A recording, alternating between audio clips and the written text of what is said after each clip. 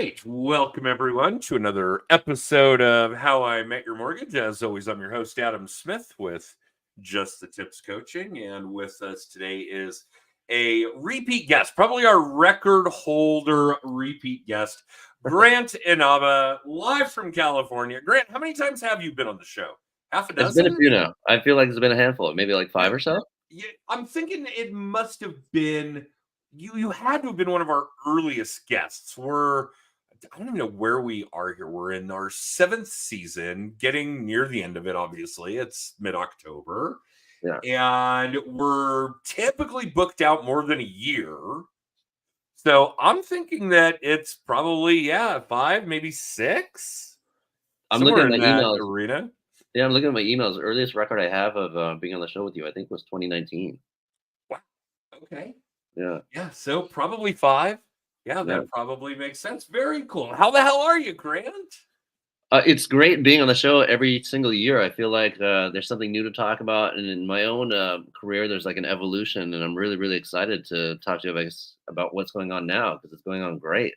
Well, I think that's kind of the idea, right? The Yeah, industry changes. yeah, People that are really good at it are dynamic. They're not stagnant, yeah, right? If you were really great at short sales and REO back in 07, 08, and you yeah. never adapted to what the market was going to do in future years, future decades at this point. Oh my God, I'm old. Then, you're probably working the checkout at Walmart. It's a dynamic industry. Real Yeah, estate, mortgages, insurance, financial, all these things where we have boots on the ground, direct to consumer people. It's dynamic and you have to be. yeah, And here you are still doing it. So the proof is in the pudding. The evidence is evident. It's obvious. yeah. So, yeah, you've obviously been doing things differently or doing different things since the last time we had you on the show. I know we didn't have a whole lot of time before we went live, but we talked about a couple of things, flipping properties, what that market looks like, what it used to look like, how that has evolved, those kinds of things. So, yeah, why don't you bring us up to speed on the life of Grant? What's new since the last time we had you? Yeah, I have a family now, which I think was kind of in progress before, but now I feel like it's full blown. I've got a 3-year-old and a 10-month-old, and so they dedicate a lot of my time, obviously, not because they need to, but also because I want to. And so I really scaled back, work in the field. I feel like when I was actually in the very beginning of my career, I was out all day long, 18 hours a day, just grinding away from 8 o'clock in the morning till 10 o'clock at night, either in the office or out meeting clients, things like that. Ever since I got married and had kids, now I'm really shifting towards relying on my team, delegating, finding good partners. And now I'm basically doing air traffic control from my office at home from 9 to 5. Really kind of shutting down the phone, for the most part, after 5 p.m. and not really doing anything on the weekends unless it's a huge emergency, maybe filling in for an open house or taking out a client that, one of my buyer agents can't do or something like that. I love the S air traffic control reference. Yeah, yeah, That's cool. it really feels like that, and I've always wanted to be that person because even when I was, working 18 hours a day out in the field, I always wanted someone back at the office that would kind of take care of things while I'm outside. Well, now I've switched roles, and I'm that guy that's actually in the office taking care of everything, keeping everything together, while the other guys are out in the field. And I love this position a lot because it's very required. It's very necessary in real estate. With all Oh, the sure. If you want to grow, if you yeah, want yeah, to have any growth, if you want to have, and this is the ultimate goal for all of our coaching clients, obviously, if you want to have a business that you can eventually walk away from while it still pays you, yeah, this has to be in that progression. yeah, You've got to kind of have, eventually, you may have a GM type of person yeah, who can oversee somebody that's doing operations management and somebody that's overdoing sales management. And yeah, then obviously under those roles, you can have people that are running operations, TCs, these kinds of things in the mortgage space, LOAs, processors, very common ops. type of stuff. And obviously, you're going to have salespeople, you're going to have other agents, you're going to have other loan originators, you're going to have other insurance producers, you're going to have other financial planners, whatever role you happen to be filling in any of these spaces. But yeah, if you want to meet that eventual ultimate goal of having a business that you can walk away from while it still pays you, you have to develop it this way. There Yeah. really no other good way to do it. Yeah, so a lot of these roles, we're starting to kind of build them out. I think next I'd love to have a listing coordinator, someone that actually does a lot of this stuff that I'm doing right now as listing. And then I can go out and actually find more business and be the actual rainmaker. Uh, Ah, now I I'm think the that's the rainmaker. idea. Yeah, yeah. Now I'm the rainmaker plus everything else. And I'd love to get in a situation where I just kind of bring in the business. And I think the whole reason why I even started doing this was to sense that, at some point, out of real estate and retire, whether it be 65 when normal people, 9 to 5ers usually do it, or, whatever age when real estate agents do it. Someday, a Well, day that before, yeah, varies. Yeah. I'm not going to, how do I put this? I'm not going to disparage anybody if they want to keep doing it. And being in the real yeah, estate business, it it can be really, really fun. It can be really, really yeah, lively. It can yeah, certainly be something that keeps you young. And yeah, I do know agents here locally in their 80s still putting signs in yards. I don't want to do that. And I don't think a lot of the modern day agents, ones that are, relatively new to the business or starting in the business right now, want to do it that way. And I could be wrong. There could be people that have that hope and goal and dream and just want to work and work and work. And because a lot of them don't see it as work. no, And yeah, I'm not going to lie, there's a lot of, I mean, I don't have to tell you this because you've been where we all are or still are. But when you're really, really good and you're really, really involved and you're really committed, really embedded, your work life is your social life. yeah, yeah, I mean, exactly. I don't do things that are social without people that are involved in my work life. Yeah, yeah, Yeah, I saw a couple of hockey games this weekend with a builder that I work with, some real estate agents that I work with, a client, these kinds of things, right? Because that's just how it goes. That's what yeah, that embedded in your business, mentality kind of is. And I don't have a problem with that. I love it. And at a certain stage in your career, you guys are all going to be able to get to a point where you only work with people you like. yeah, So why not make those two lives, your social life and your work life, intertwined? yeah. That's not a surprise to me, and I don't think it would be to anybody else. So could you keep doing that in your 60s, 70s, 80s? Absolutely. I don't think I will. I figure I'm looking another 10 years down the road. For those of you that aren't paying close attention to the rest of the crap that I'm doing, last weekend marked 50. I hit the half a century mark. That's really old. So yeah, I think 60 will be a good target Yeah. in that space. And then maybe I'll keep doing this stuff. I'll coach and I'll teach and I'll speak and I'll write and so on and so forth, and do those kinds of things in order to keep me active, right? But Yeah, yeah, you nailed it on the head. Whatever retirement age is, 65, pretty common kind of stuff. And we look at the other people in real estate, mortgages, etc. And yeah, a lot of them are doing it the way that our daddies did it, right? We'll buy some stocks, we'll buy some bonds, we'll contribute to our 401k, our IRA, whatever. And maybe we'll still have Social Security, maybe. And we'll supplement with our own retirement because none of us worked for, like GM, where we put in 40 hours a week for 40 years and got a full pension. yeah, But I am constantly surprised at how many people are not focusing on the fact, in our lines of work, are not focusing on the fact that they could, in fact, build a business, a repeat and referral business that they could eventually walk away from while it continues to pay them. yeah, Right now, a lot of us do things in real estate. We own rentals, short term, long term, investments, flipping, development, whatever. So at least we're taking advantage of the knowledge base and doing a little more in the way of investing and building towards retirement, building towards that generational wealth, those kinds of things that we preach to our clients and hope that they're listening. But yeah, the number of people that don't see the gold mine they're sitting on in their real estate business, their mortgage business, their insurance business, that could literally provide an additional significant retirement is mind-boggling to me. Yeah, yeah, I agree. There's also something else I'm very concerned about too, as well, though, and that is that I've met a couple of agents that are in their 70s and 80s, and they have no retirement. They have to keep on working, and Wow.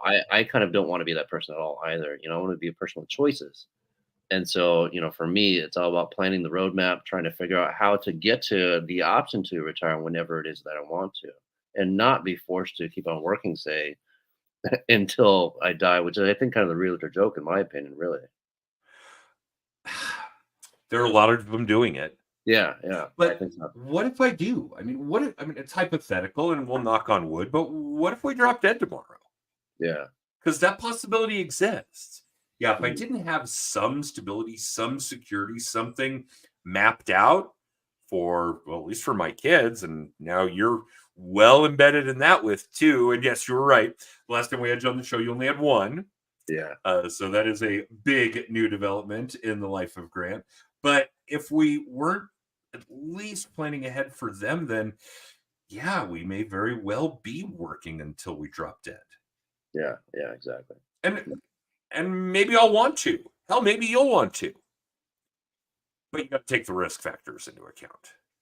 Yeah, I'm just giving myself the option to. If I want Right. to do that, then I will. If I don't want to do that, then Then you I won't probably have won't. to. Yeah, exactly. I won't Yeah, have very cool stuff. to. All right. So, what have you seen different? I know we talked a little bit about what evolved from flipping properties. And yeah, decades ago, that was great stuff. And after we crashed the system in 07, 08, we started to get into a point where we started to develop a real housing shortage, Yeah. right? We've pretty much had one since. I was talking to somebody today, there, oh, my clients are worried their house has been on the market for over a month. I'm like, when it was a balanced market, a fair market, a balanced market was defined by a 6-month inventory. Yeah. So if we're panicking over a month, we obviously we've become relatively comfortable with the housing shortage, as it were. Yeah. Yeah. Not comfortable, but that it's expected. Spoiled by it. And part of the problem with that is that people are no longer flipping properties competing with other flippers. Those people still exist, but now we're also competing with people that are willing to rehab and hold. Mhm. And we're competing with people that are willing to rehab and occupy because they need a place to live. Housing shortage.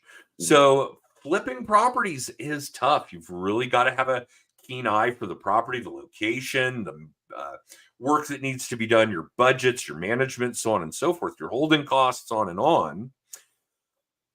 Excuse me, but it does seem like there are other things that we could be working on, that we could be developing. What are you guys seeing in California? Well, I would like to debate the conversation a little bit. I think the competition doesn't come from consumers; it actually comes from other investors. There's tons of Oh, the investors out majority of there. it by far. Yeah, I'm Yeah, not arguing with everybody wants to be an investor these days, and so everybody's getting into the game in various levels of experience and knowledge and ambition and funding and everything. So it's very convoluted, I got to tell you. But I think that the only people that are really competing for these investment properties are investors. I believe that consumers, they just watch HGTV all day long and all they want that. is It really seems live like down it. house. Yes. We're the ones that are actually fulfilling their wishes and their goals. I don't think these people are really getting off the couch and actually renovating houses themselves at all. And justifiably, I think that a lot of these people are young folks that are, working from 9 to 5 and probably on a salary, and so they're working overtime. I know a lot of my tech colleagues are definitely working almost like 18 hours a day. It feels like, and then they come home from a 1 hour commute, and they've got no time to do anything except for maybe eat dinner and go to sleep. And then And repeat tomorrow. repeat tomorrow and spend the whole weekend recuperating and sitting in front of the TV watching the game. So I don't really know that a lot of people are really in the headspace to actually buy property and renovate them. I don't feel like that's really happening. But the investors come in, they do fulfill that role for us.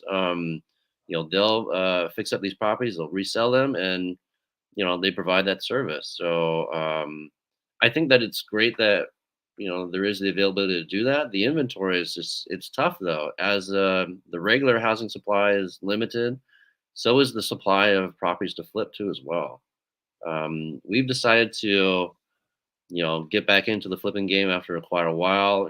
After I'd say about 2019 or so, I stopped just because I couldn't figure out whether or not prices were going to keep on going up. And when they did, then it was like, okay, well, I guess it's time to get back in. Now, That's funny. now we're looking at things that no one else is looking at, simply because I think in my core I might be lazy. I don't know. I just like to find things that is easier to acquire, easier to get into, easier to get out of. Maybe I'm conflict averse. I think maybe that's a better description of myself. Just like the easiest, least path of resistance. And so I found them in mobile homes and condos. Okay. Most investors, they don't want to deal with HOAs, they don't want to deal with park rules, things like that. So a lot of times, these people are actually not even focusing on this type of investment. So we can go right in. Usually there's maybe one other investor that's looking at it just out of curiosity, deciding that he has no experience or knowledge to be able to do it, and he just passes up on it. So we just walk right in, acquire the property, and just go ahead and renovate and resell it. Usually we're making a pretty small margin. It's not a huge margin like you would a standard flip that we see that everyone else is going after. That's a $500,000 acquisition, put about 250K into it, sell it for about 1.1, 1.2, walk away with about 200K. Our margins are like maybe 50K at a time, 100K at the very, very most, at the very most. And so, Well, I think we, those margins should be based off a percentage and that's true. not Yeah. off a dollar amount. Yeah, no Yeah. question. Because the material cost is lower, the workload is lower. I'm guessing maybe your holding time is lower. It is. It's much lower. Yeah, we deal with much less permitting, much Oh less yeah. regulation, things like that, and we can also move a lot faster just because the property is so much smaller too as well. It's very contained, and basically uh, ripping out 1,200 square feet worth of um, interior paneling is much easier than ripping out 1,200 square feet of sheetrock, much less Drywall, a regular sure. house, 2,000 square feet or something like that. Right. Okay. So yeah, so material costs are usually less. Renovation costs are usually less. Labor is usually a lot easier. So we can usually get in and get out a lot faster. Well, Um, that's the big deal because a lot of what people ignore when they're flipping properties, and you and I already talked about the fact that there's this wide gamut of experience levels yeah, and people that want to invest in real estate. And one of the things I see a lot of people neglect to really account for accurately are the holding costs. yeah, mhm, We're going to pay taxes and insurance and utilities and interest and on over 3 months, 6 months, however long it's going to take you. Project overruns, cost overruns, time overruns yeah, are very expensive. That money is dipping straight into your margin. yeah. And yeah, I see a lot of people fail to account for their holding costs. I don't know about you, but a lot of the wholesalers out there, they set up pricing in a way that the only way you can make money is with an all cash investment. They basically eliminated the fact that you might be able to do the project with hard money Borrowed costs. money. Yeah. Yeah, the numbers don't even pencil out that way. So, you know, yeah, the holding costs are a very, very key element for sure. Yeah. And not enough people are paying attention to it. They're not they're either not calculating in their formulas, period, or not accurately. Yeah, yeah, And mhm, that's a big one. So yeah, for all of you that you think you want to get into that kind of work, flipping, rehabilitation, acquisition, rehabilitation, then yeah, please know that your holding costs are more than you think. yeah, yeah, Well, that there are holding costs, yeah, yeah. and that they're more than you think. So yeah, absolutely. But I talked to another colleague, and I can't recall if the two of you had ever crossed paths, but I've got a former coaching client, a great loan originator in the LA area, Santa Clarita, actually, Oh yeah. by the name of Scott Edwards. He goes by the Mortgage Doc, Oh okay. and he became very, very familiar with how to write loans on these mobile homes, modular properties, manufactured properties. And again, like you said, people aren't doing it. It's just there aren't a lot of people focused on this. So you kind of get to be an expert, as it were, Yeah. and you kind of get to be the go-to guy, the default guy, and he's having a lot of fun with it. And it's really not more work, even though the vast majority, I think, of the lending industry thinks it is. Yeah. So, yeah, there are a handful of you guys out there that are focusing on a market where there's a significant need, Yeah.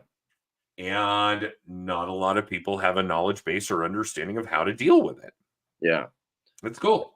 I think the timing is really right now too as well. There's a lot of young working class people that want to get into their first home, and they can't even afford a condo anymore. In our market in the metro area, a one bedroom condo even, and that's really kind of on the outskirts. It costs about $250,000 or so. Yeah, there's no And such thing as a starter home there, here, any major metropolitan area. exactly, yeah. So, a lot of people they're turning to mobile homes, and the way that they're appreciating these days, there actually is some value to be gotten out of them. The space rents are going up, of course. Parks are getting more savvy and understanding. Also, along with us, along with everybody, that these are actually different properties than what we used to think of them as. They're no longer just for seniors. They're no longer, just for veterans. They're no longer just for low income. They're actually turning into great lucrative starter homes. And so, a lot of these people that are buying these homes, they expect, the very same thing that a regular starter home, a first time home buyer client might expect to as well. And that's That's something so fully funny. ready to go. That price point you mentioned Yeah. is what I paid for my first house, and legit starter home, right? 3 Mhm. bed, 2 and a Yeah. half bath, 2-car garage, Yeah. suburbs, not way out of the city center, but suburbs. Mhm. And yeah, I think that house is probably valued at triple that now, a Yeah. quarter of a century later. Yeah. Yeah, it's been close to 25 years. So, yeah, actually, funny story. I was speaking, we're doing a presentation with a colleague, and I think we were speaking to a large group of agents, some originators in New Orleans. And I think it was right about this time of year. I think I saw it in my Facebook memories. And we're talking about this concept, um, where real estate agents can work closely with landscape guys in order to generate listing leads. And I won't get into the details of it, although any of you listening, if you want to know more, just ask. And the bottom line was he makes this statement about how this is really only for really high end houses, a quarter million and up. His market is Huntsville, Alabama. Okay. And I start laughing. And what's so Yeah. funny? Like, yeah, $250,000 doesn't get you any grass in Denver. So not an issue there. You don't need to worry about your landscaping guys at $250,000. Yeah. But yeah, it's amazing how it changes from market to market and how it changes over the years. And you probably couldn't buy a nice single family home even in Huntsville for $250,000 now. Yeah. And you'd have to get pretty far from the city center where you are to get a 1 bedroom condo for that. Yeah, yeah, exactly, yeah. Yeah. We'd have to go about maybe, I would say at least 7,500 miles out. Yeah, Wow. yeah, Okay, that's not even the same city. Let's be realistic here. Yeah, that's yeah. that's that's a 2 hour commute. It is pretty much, yeah. There's people coming in from 2 hours away just to do service jobs, yeah, Wow. yeah, Very different. Okay, so one of the things, and I know we're going to run a little over on time, but I know one of the big things that's changed over the last year, in addition to you having another child, is how your team is structured. yeah. There are more people at the Good Real Estate team than there were a year ago. I think, yeah, maybe a little bit more. For certain, there's been a lot of, recruitment acquisition. There's been a lot of turnover as well. Running a team is always it's a very organic thing, and I used to really care about numbers. I used to really care about numbers and quantity because I thought that that was creating the, kind of the, it was the advertising. We've got this many people on our team. Come join our team. And I've started to actually kind of turn away from that, ignore those numbers, and really focus on the quality of the members and focus on helping them to be able to build a career, so they in turn kind of help build the team too as well. So numbers is obviously always important, but now we're at I think 7, and we've got 2 listing specialists. One with a huge angle towards investing, flipping things like that, and that's kind of a big reason why we kind of push in that direction. And then the rest of the team is buyer's agents that we're trying to get into, more listing heavy positions, but really just trying to get them stabilized in the buyer agent jobs as well. A lot of those agents, they're working part-time jobs. Some of them just can't get away from, for various reasons. They've got a family and they need to support them. They can't get away from a regular job that's actually, providing steady income for them. And it's difficult to make that transition to, be able to completely self-sustain yourself with, ongoing business and real estate. It's very, very tough. So No yeah, question. Yeah, yeah, that's one of the toughest for all of you on Grant's team and everybody else out there. You guys have got to get back to your basics. You yeah, need to understand that in order to have a constant and consistent outcome, you've got to put forth a constant and consistent effort.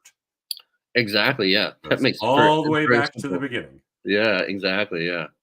I mean, it's kind of interesting how some people actually understand that. Other people, they have a hard time arranging their life around that. Yeah. Happiness is a well-oiled calendar. For us, I it is know. certainly. Yeah, Yeah. everything's got to be in there, guys. Yeah. I mean, shit, I put changing the damn furnace filter in my calendar. Morning workout routine is in my calendar. Yeah. All the things. But yeah, it's the way to nail down some of that constancy and consistency.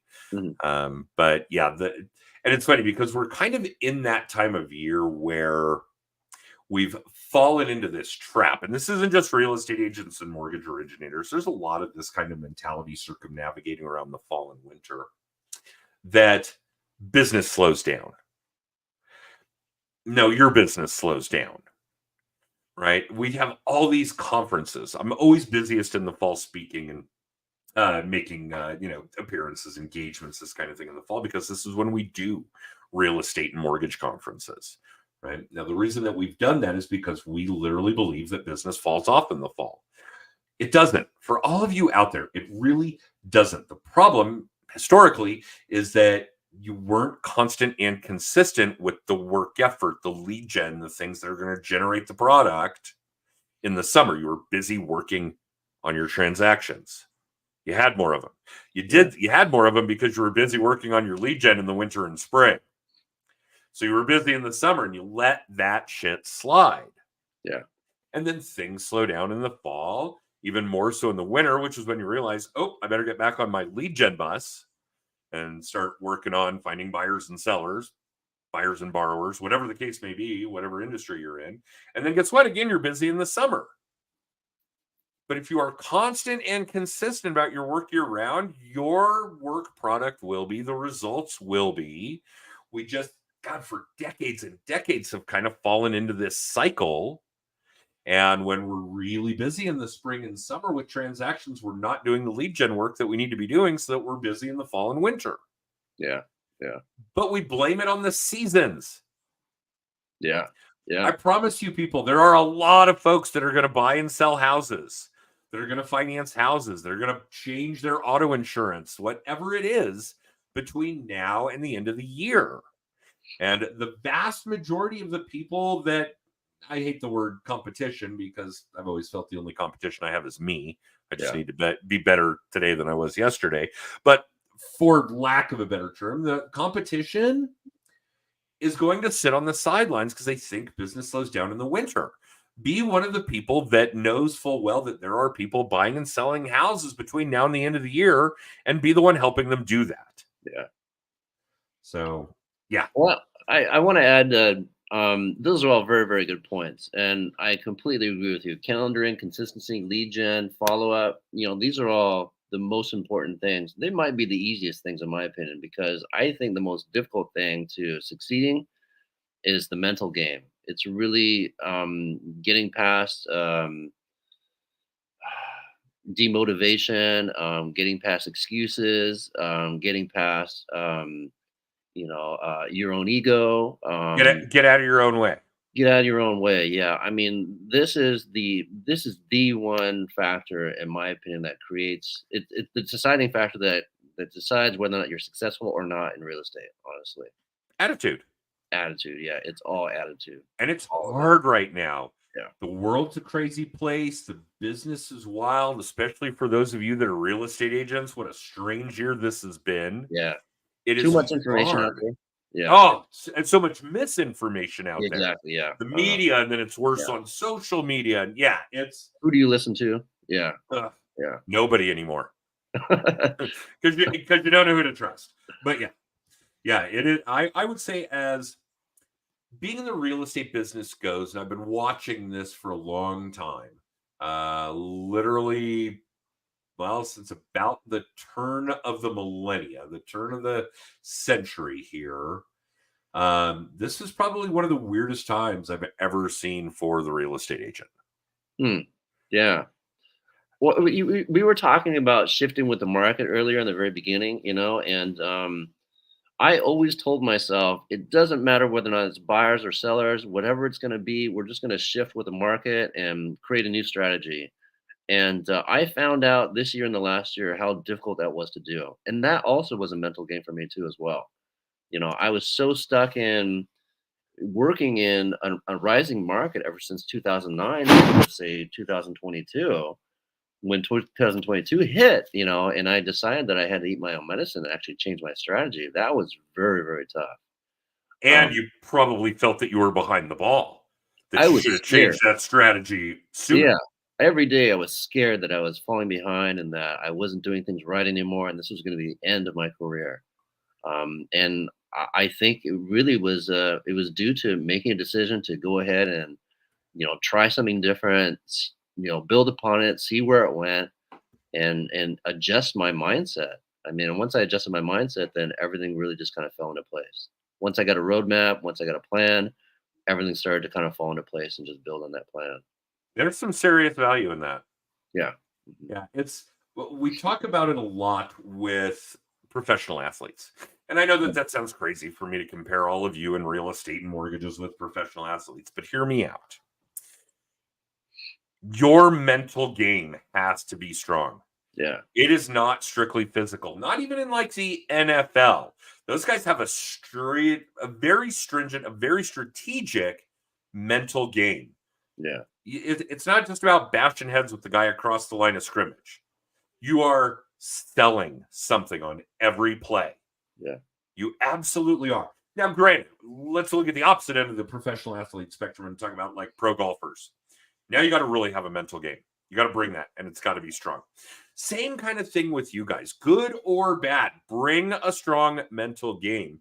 And one of the references I like best is you lost that listing.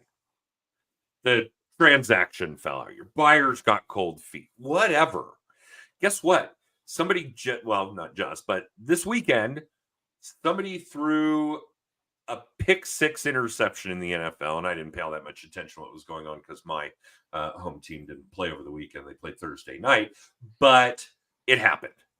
And guess what? That quarterback that threw that pass to the wrong team and gave up those points has to get right back on the field and continue to perform. So he's got to have a short memory. He's got to let that shit go. And he's got to continue with his mental game, no matter the defects, the deficits, the negatives that came in previously. So yeah, very, very big deal. You guys have got to focus on your mental game. No question. Yeah, and building on the sports analogy, actually, I listened to a podcast earlier with Ron Howard, the director, Sure. and he was talking about this friend that he had who was, I think, financial guy or something like that. The financial guy gave him this advice. He said, "I only want to work with on my team. I only want to work with sports people, athletes." And Ron Howard asked him why. He said, "Is it because they know how to win?" And no, the guy said, "It's because they know how to lose." And Right. because when they lose, they know how to pick themselves back up and go for the win again. Yep. And I thought that was very, very insightful. It is. And it is absolutely factual. Yeah. It is one of those things that you're describing when it comes to mindset and attitude Mhm. that we have got to continue to bring to the game every single day. Yeah. Right. It's one of those things. And on past episodes, we've talked about all these things like lead gen, like prospecting, where like adding to your audience, this has to be an eyes open, eyes closed, everyday activity for the rest of your career. Mhm. So does your attitude. Yeah. Yeah. Thanks, Grant. This was a lot of fun again, man. I love having you on the show. Hey, man, next year, let's do it again. We will. Absolutely. I will get that teed up, get those balls rolling as soon as we're done here. For the rest of you, yes, I know we ran over. We're going to do that from time to time when we have a killer guest. But whatever it is, I'll keep the extra part here short. Whatever it is you guys want to know about Just the Tips Coaching, previous episodes, the weekly little tip, copies of the books I've written, whatever, go check out justthetipscoaching.com. You can find all that stuff. Other than that, Grant, thank you. I know carving out this kind of time on a Monday morning is not easy. You've done it more than anybody for us. So it's really cool stuff. And yeah, we will absolutely do it again. But thank you, man. I look forward to it. I love talking to you guys every single time. It makes my year, and yeah, I'd love to be on again. I'll see you next time. I'll make it happen. I'm going to run our extra. Don't go anywhere. For the rest of you, thanks for tuning in, live or in syndication. You can catch live episodes of How I Met Your Mortgage on Mondays at 9:30 Pacific, 12:30 Eastern on LinkedIn, YouTube, and Facebook. And the podcast comes up on Wednesdays on Amazon, Spotify, and Apple. We'll see you guys next time.